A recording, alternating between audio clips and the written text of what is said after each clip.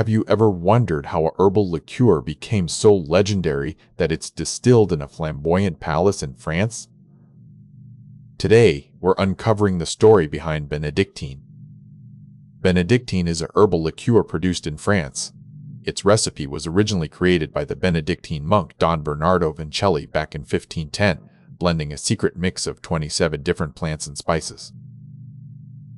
In the 19th century, Alexandre Legrand, a wine merchant, brought this recipe to life commercially.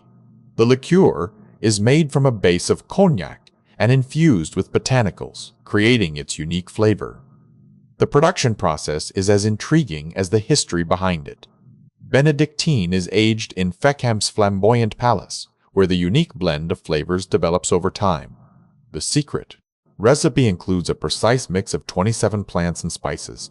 While we don't know the exact ingredients, this blend is what gives Benedictine its distinctive taste and aroma. Benedictine has been a favorite among connoisseurs for centuries. It's often served as an after-dinner drink or used in cocktails to add depth and complexity. From its ancient origins to modern-day production, Benedictine stands out as a testament to the art of blending herbs and spirits into an exquisite liqueur.